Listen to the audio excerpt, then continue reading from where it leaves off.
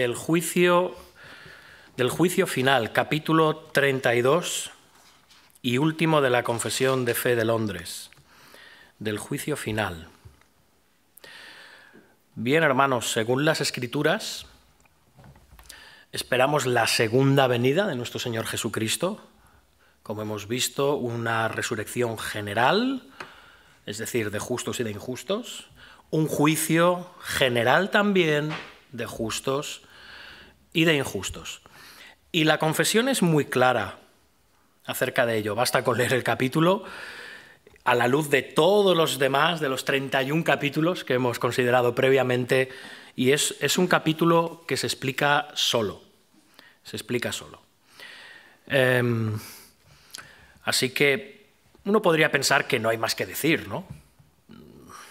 La enseñanza del juicio final es tan clara y reconocida por parte de todas las religiones que se denominan cristianas y que dicen seguir la Biblia, que parece que no tendría que haber discusión. Incluso entre las denominaciones evangélicas creo que ninguna discute la idea de un juicio final. Así que pudiera parecer innecesario dedicarle mucho más tiempo. La palabra es clara, ¿no?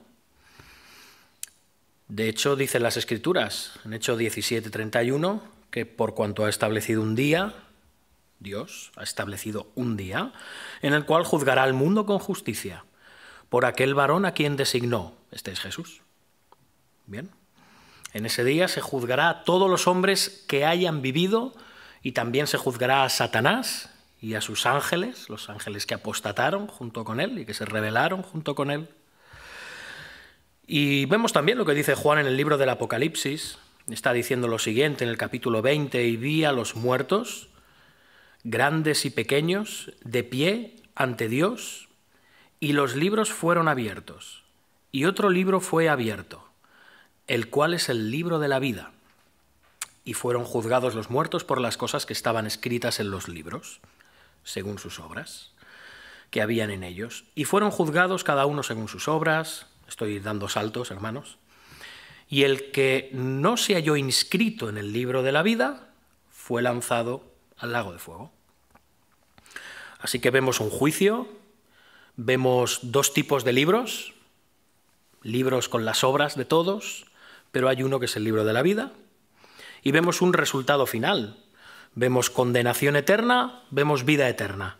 Vemos dos destinos, cielo, o más bien gloria, y condenación en el infierno, en la separación perpetua de la gracia, el amor, la bendición y la provisión de Dios.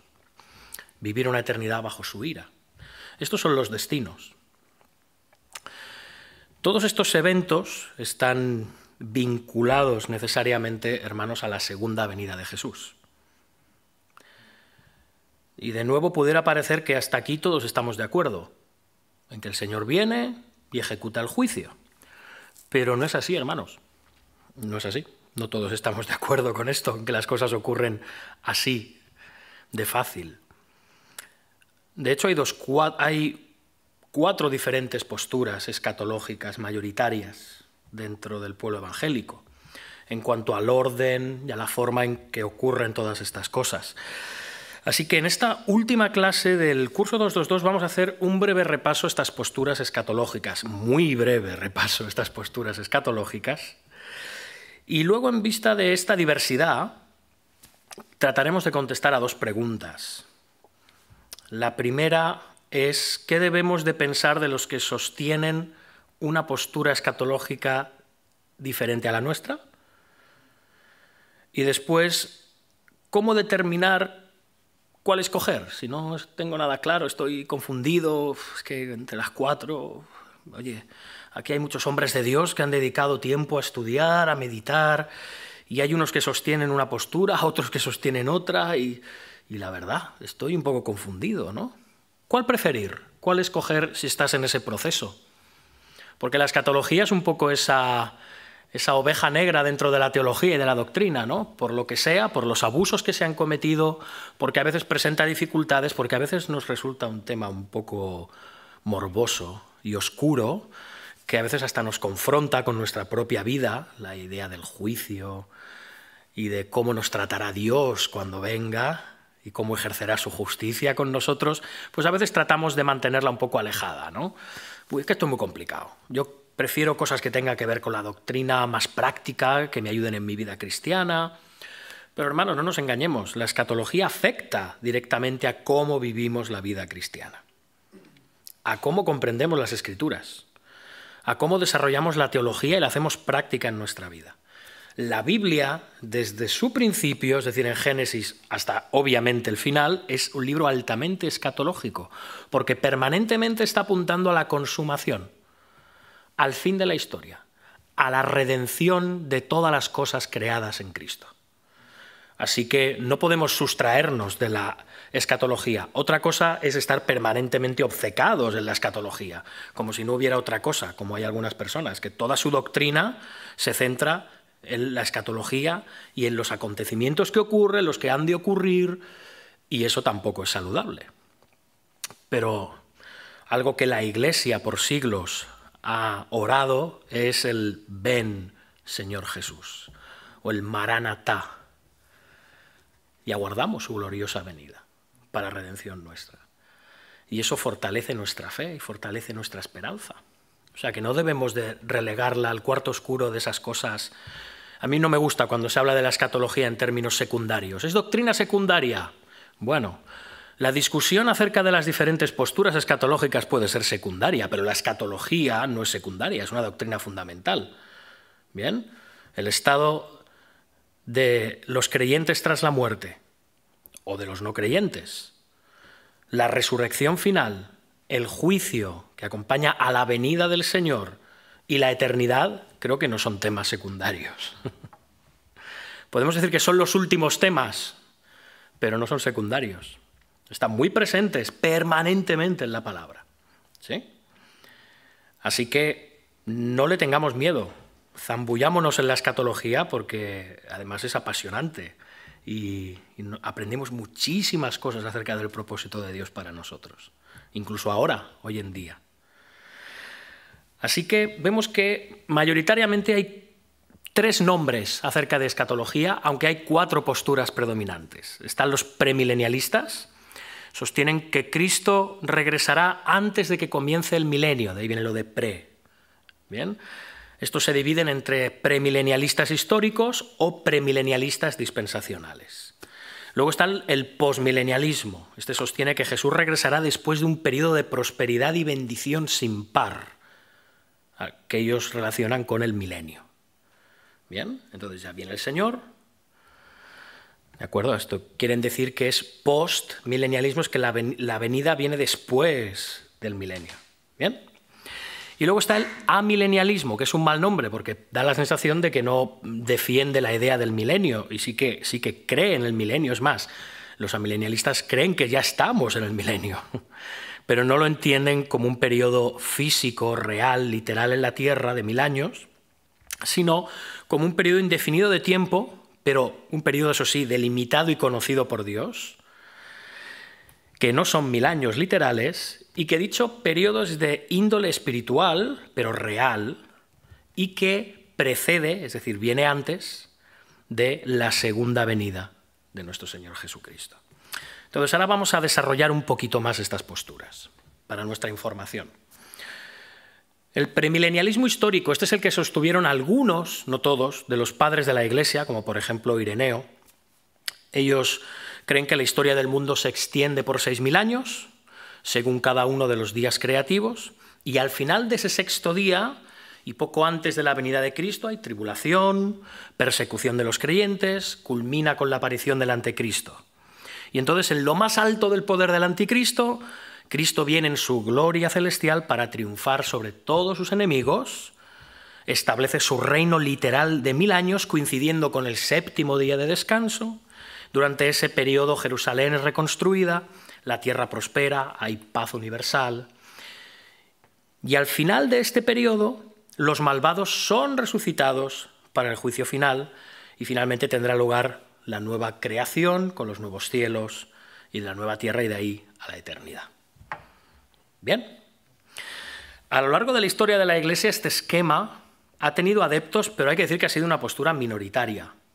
Bien, aunque fue retomada con un poco de fuerza en el siglo XIX, y también hemos de reconocer que contiene fuertes influencias del misticismo escatológico judaico, del periodo intertestamentario, es decir, del periodo previo a la venida del Señor Jesucristo, hace 2000 años. También, con algunos matices, este es el patrón y modelo que siguen las sectas milenialistas hoy en día, tales como adventistas, testigos de Jehová y mormones. ¿Bien?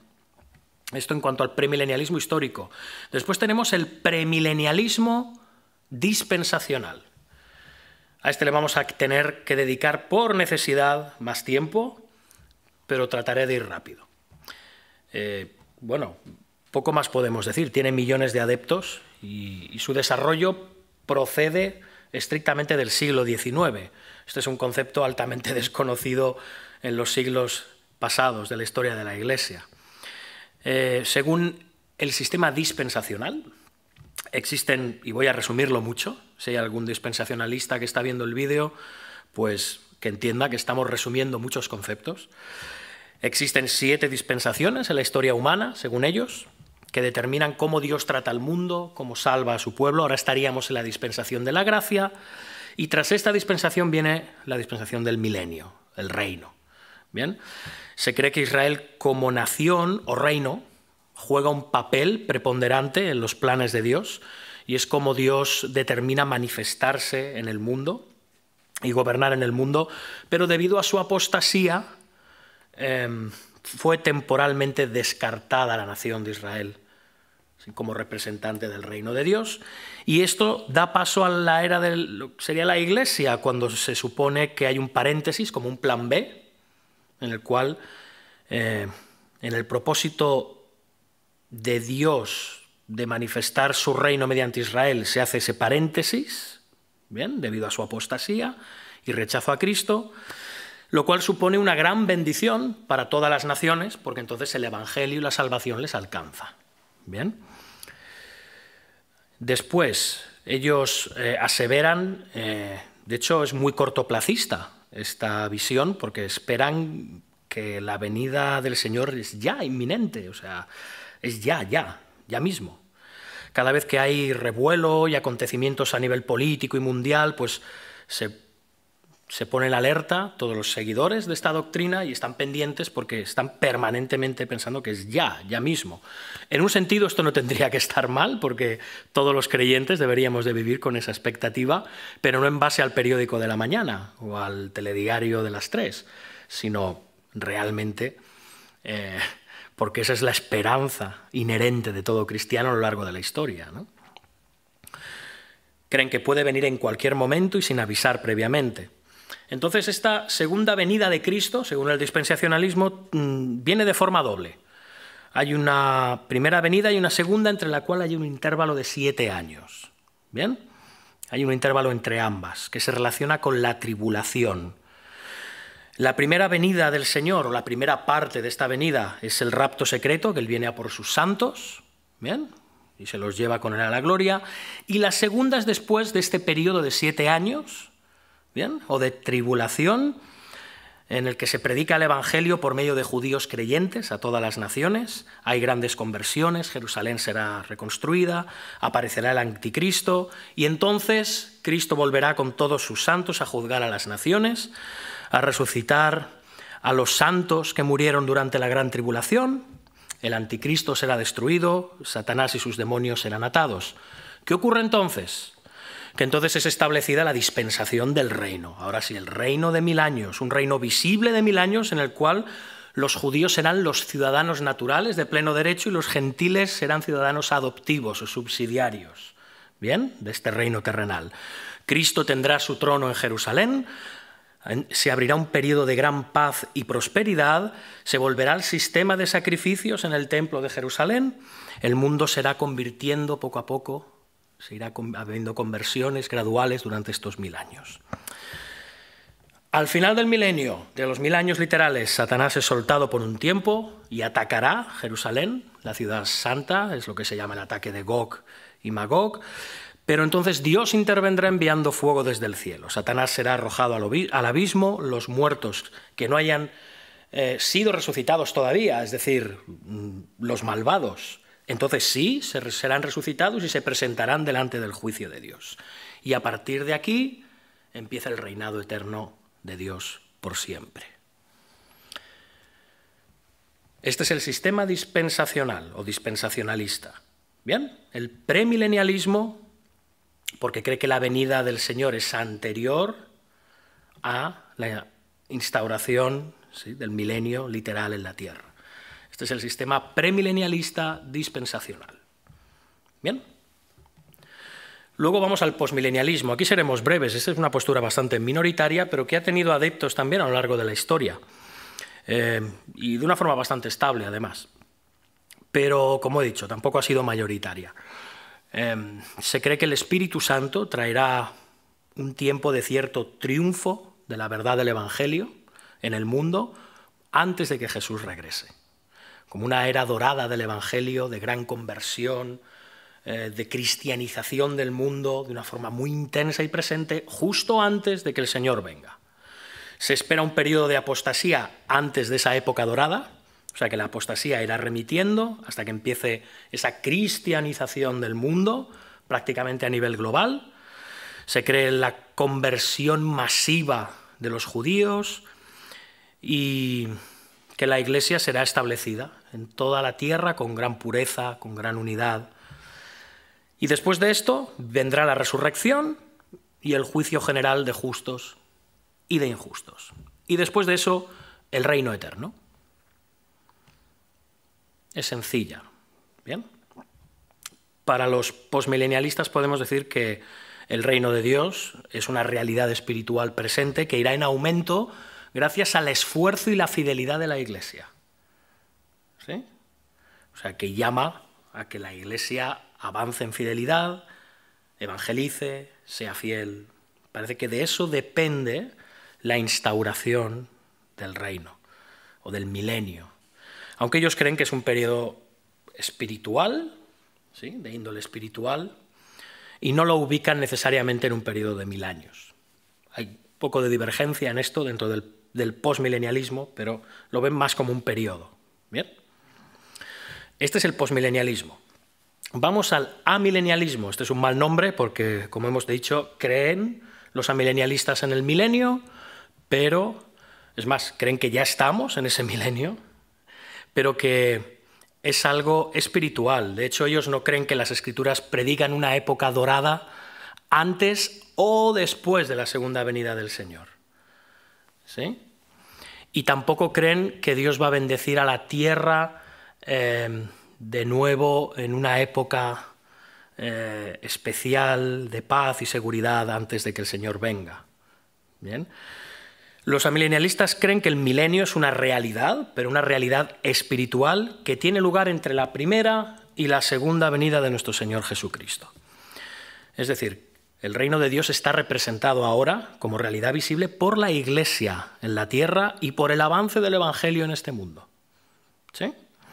Se espera tribulación para la Iglesia y apostasía de diferente intensidad y de diferente tipo a lo largo de todo este periodo, indefinido a lo largo de la historia, pero que éstas sí que se intensificarán en el tiempo previo a la venida del Señor Jesucristo, coincidiendo con que Satanás será desatado. En la primera venida, Satanás es limitado, es atado, es abismado para que no pueda extraviar a las naciones en cuanto al Evangelio. ¿Sí?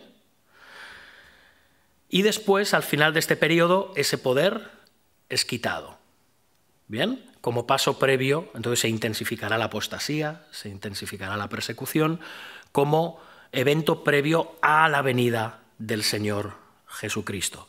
Hay algunos amilenialistas que creen que habrán señales específicas y otros que no serán tan específicas. Algunos creen en esa intensificación de la apostasía y la persecución, otros no. Se cree que algunas de estas señales que se esperan, como hemos dicho, puede ser gran apostasía, conversión en masa, pero no total, de Israel, y que el Evangelio es predicado a todas las naciones. ¿Bien? Pero no todos los amilenialistas concuerdan con que estas señales son necesariamente, han de estar ahí visibles. Bien. Cristo entonces regresará, traerá una resurrección y juicio generales de justos e injustos, y de ahí a los nuevos cielos y nueva tierra para toda la eternidad. Es decir, simplificando, el milenio para los amilenialistas es el periodo entre la primera y la segunda venida de Jesucristo. Su representación de ese reino es la Iglesia como realidad visible. El Evangelio avanza, el pueblo de Dios va siendo recogido y al final de ese tiempo se suelta Satanás, hay persecución, apostasía, viene el Señor, juicio final de justos e injustos, resurrección y de ahí a la eternidad. Posiblemente, junto con el postmilenialismo, es de las más sencillas en términos generales. ¿Bien? Así que ya hemos visto las diferentes posturas. Desde el curso 222, aunque la mayoría de profesores posiblemente y muchos de los estudiantes y organizadores sostenemos la visión amilenial, ¿sí? Nos declaramos abiertamente amilenialistas, no por eso queremos imponer esta visión, y si habéis visto a lo largo del curso hemos sido bastante neutros en este sentido, pues tenemos personas de diferentes sensibilidades entre nosotros y diferentes teologías en cuanto a escatología y en cuanto a otros temas también, pero entendemos que ahí cada uno pues tiene que ser responsable, hacer su propia investigación y ver qué realmente le está diciendo la Biblia. Al fin y al cabo, hermanos, trazar el futuro no es fácil. Creo que para ninguno, ¿no? Y hay muchos creyentes, como hemos dicho hoy en día, y buenos hermanos en Cristo, que con matices sostienen alguna de las 4 posturas que hemos detallado. Así que os hago la pregunta, ¿qué debemos pensar de los que sostienen posturas diferentes? ¿O cuál debemos preferir? Bueno, en cuanto a la primera pregunta, ¿qué debemos pensar de los que sostienen posturas diferentes? Creemos que hay una serie de cosas, vamos a decir, mínimas o básicas, que como creyentes no podemos cuestionar. Y es el regreso visible y corporal de Jesucristo, la resurrección general de todo hombre, creyente y no creyente, y el juicio final general para todo hombre, creyente y no creyente. Así que creemos que los que sostengan estos distintivos, con todas las salvedades que queramos, pueden ser considerados poseedores de la fe cristiana, y creemos que podrían incluso en un sentido general y amplio sostener los principios que defiende el capítulo 32 de la Confesión de Londres o Westminster. Así que estos son los puntos. Creer en el regreso visible y corporal de Jesucristo, la resurrección y el juicio general de todo hombre, justo e injusto. ¿Bien? Ahora bien, ¿cuál debemos preferir? ¿Cuál es mejor? ¿Cuál gana? ¿Qué hacemos con esto? Si estás dudando, o si ya tienes una postura escatológica pero llevas tiempo con dudas en cuanto a esa postura, o no tienes ninguna, bueno, pues nos gustaría desde el curso 222 ofrecerte algunas sugerencias para que por ti mismo llegues a las conclusiones debidas. Hermanos, la primera: ningún hombre conoce la hora ni el momento determinados de la venida de nuestro Señor. Y la Escritura es muy clara acerca de esto, creo que es huelga decirlo. Así que cuidado con las posturas escatológicas que ponen fechas, que ponen plazos, que ponen anticipos y momentos determinados para decir cuándo ocurre algo o deja de ocurrir. ¿Sí? Segundo, la Escritura nos enseña muy claramente que el reino de Cristo primeramente ya existe, que es espiritual e invisible, que es eterno y no depende de un número de años, no va a empezar ni a acabar, es eterno, que no es posesión solamente de Israel, sino que el reino fue dado a todas las naciones, Israel incluido. ¿Sí? Siguen habiendo creyentes en Israel, sigue habiendo judíos que reciben al Señor, ¿sí? Pero como realidad nacional y racial exclusiva, ese tiempo ya pasó. Bien. Que la forma final y definitiva del reino tendrá lugar cuando Cristo regrese, eso también lo hemos de tener en cuenta. Que cuando Cristo regrese pondrá a sus enemigos debajo de sus pies y acabará entregando el reino a su Padre para que todas las cosas sean un todo bajo Dios. El tercer punto. La Biblia deja claro que el regreso de Cristo será visible, será sin advertencia, llamará a todas las personas de sus tumbas. Es decir, habrá una resurrección general. Y que el cielo y la tierra serán refinados como por fuego y hechos nuevos. ¿Sí? Cuarto, la Biblia nos deja claro que estamos en los últimos días. Este periodo empezó con la primera venida del Señor Jesucristo. De hecho, nos dice primera de Juan 2:18, hijitos, ya es el último tiempo. ¿Sí? Hijitos, ya es el último tiempo, y según vosotros oísteis que el anticristo viene, así ahora han surgido muchos anticristos. Por esto conocemos que es el último tiempo. El mismo apóstol Pedro, en su primer sermón en Pentecostés, en Hechos, cuando dice esto es lo que profetizó Joel, cuando dijo, y en los últimos días derramaré mi espíritu. Los últimos días se inauguran precisamente en tiempo de la primera venida del Señor Jesucristo y ya con el derramamiento del Espíritu Santo y el inicio de la Iglesia cristiana. ¿Sí? Después, quinto punto, la apostasía no puede ser solamente futura. ¿Por qué? Porque Pablo dejó claro que el misterio de esta maldad ya estaba obrando. ¿Sí? En 2 Tesalonicenses 2:7, también 1 de Juan 2:18 transmite la misma idea. El anticristo ya estaba, ya había anticristos, y se estaba obrando en contra de la doctrina de Cristo. Esto es anticristos, esto es apostasía. O sea, ya empezó la apostasía desde los mismos inicios de la Iglesia. Sexto, Jesús dijo además que sería en su venida cuando arrancaría de su reino a todos los que hacen pecar. Fijaos, lo dice en Mateo 13, enviará el Hijo del Hombre a sus ángeles y recogerán de su reino a todos los que sirven de tropiezo y a los que hacen iniquidad. Así será el fin del siglo. Saldrán los ángeles y apartarán a los malos de entre los justos. Así que la idea de un periodo de bien sin la existencia del mal como un tiempo previo a la venida de Jesucristo no lo podemos conciliar con estas palabras del Señor.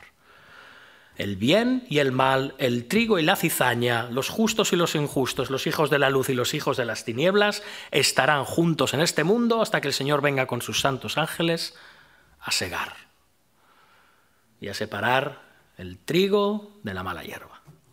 O sea, que no pensemos en ese periodo de, bueno, antes de que Él venga habrá paz, habrá felicidad, no se hará daño, los muertos, los malos estarán muertos o estarán retenidos de alguna manera. No, porque entonces, ¿qué hacemos con estas palabras del Señor tan claras?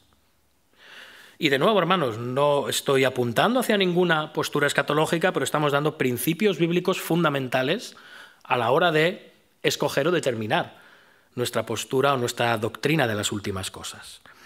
Así que, de nuevo, pensar en ese tiempo de solo bien sin mal antes de que Cristo venga es abiertamente antibíblico. Así que, hermanos, no puede haber ningún triunfo total de Cristo hasta que Él venza sobre todos sus enemigos. Dice 1 Corintios 15, luego el fin, cuando entregue el reino al Dios y Padre, cuando haya suprimido todo dominio, toda autoridad y potencia, porque preciso es que Él reine hasta que haya puesto a todos sus enemigos debajo de sus pies. Y luego, el postrero enemigo que será destruido es la muerte. Así que tengamos esto claro. Viene un juicio para todas las naciones, para todos los hombres, para los que estén en la tierra en el tiempo de la venida del Señor, para los que estén en el cielo o el infierno una vez reciban sus cuerpos de nuevo en la resurrección, también tendrá lugar ese juicio y habrá dos destinos, la gloria y la condenación eternas. No hay más. Y a partir de ahí la eternidad. Es cuanto esperamos. La era presente y la era por venir. No vemos en las Escrituras ni en la enseñanza de los apóstoles ni en la enseñanza del Señor Jesucristo más eras, ni más intervalos, ni más paréntesis que estos dos, la era presente y la era por venir. Así que me gustaría concluir el estudio y la serie de estudios ya de la Confesión de Londres con este capítulo 32 del juicio final, leyendo el último párrafo, el párrafo 3, dice lo siguiente: así como Cristo quiere que estemos totalmente persuadidos de que habrá un día de juicio, tanto para disuadir a los hombres de pecar, como para ser de mayor consuelo a los piadosos en su adversidad, así también quiere que los hombres no sepan cuándo será ese día, para que se desprendan de toda seguridad carnal y estén siempre velando, porque no saben a qué hora vendrá el Señor. Y estén siempre preparados para decir: ven, Señor Jesús, ven pronto. Amén.